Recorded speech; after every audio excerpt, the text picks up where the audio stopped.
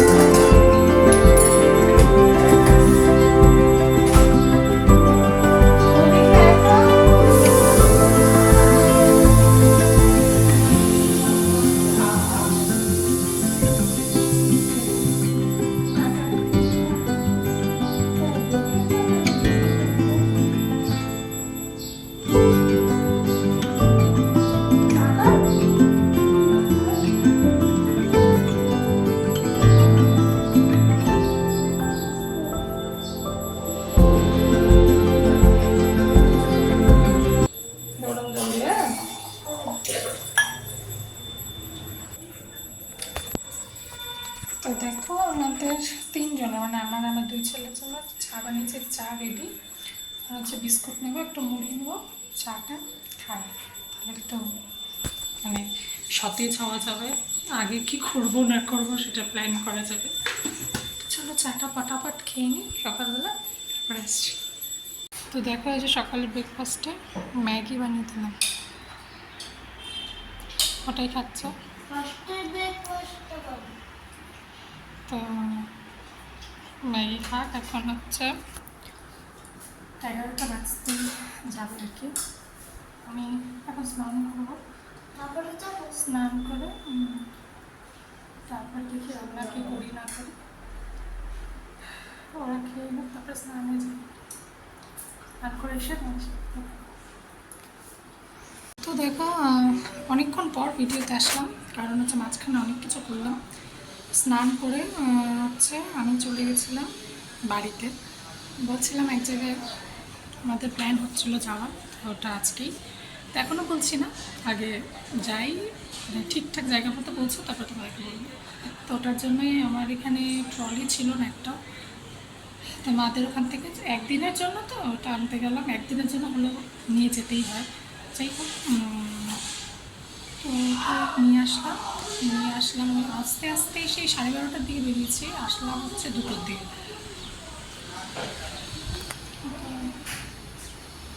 এখন হচ্ছে ভাত হয়ে গেছে, ডাল করছি আর পাপড় ভাজবো, ডিমের অমলেট করে দেওয়া হচ্ছে। তো দেখাই।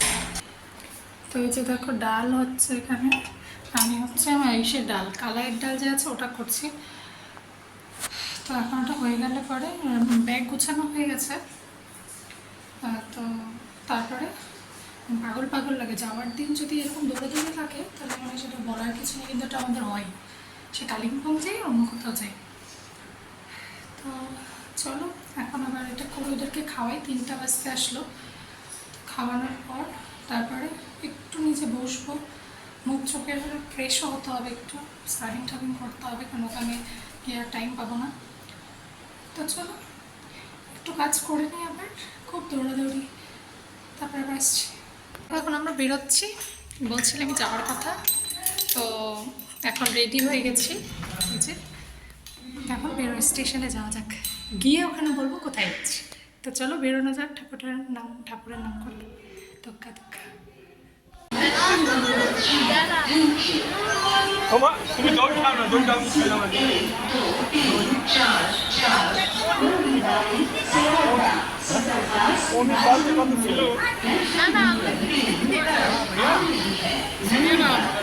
मेरा माल कल मत लीजिएगा, मैं बाहर हूँ। আমাদের ট্রেন ছেড়ে দিচ্ছে,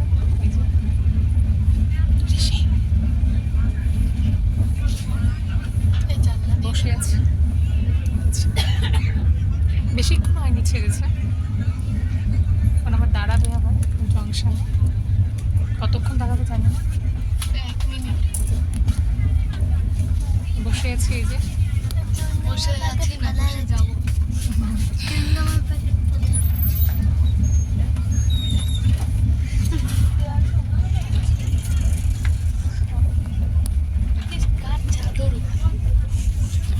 রাত্রে খাবার সঙ্গে করে নিয়ে এসেছি, পরে খাবো।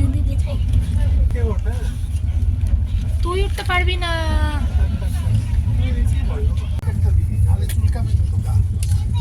তোর ইসে কোথায়?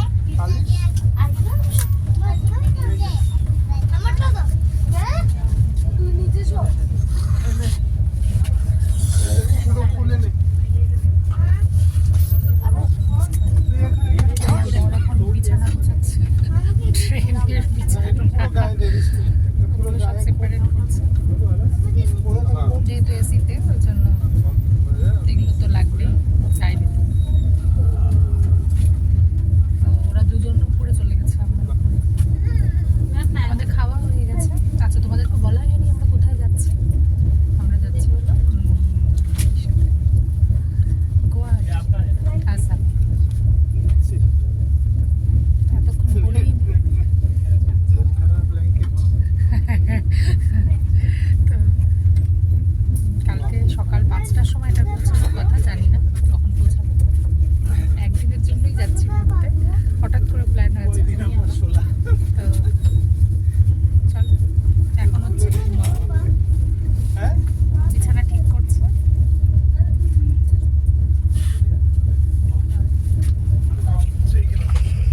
তো দেখো আমরা শুয়ে পড়েছি বিছানায়, যেরকম আমার পাশে।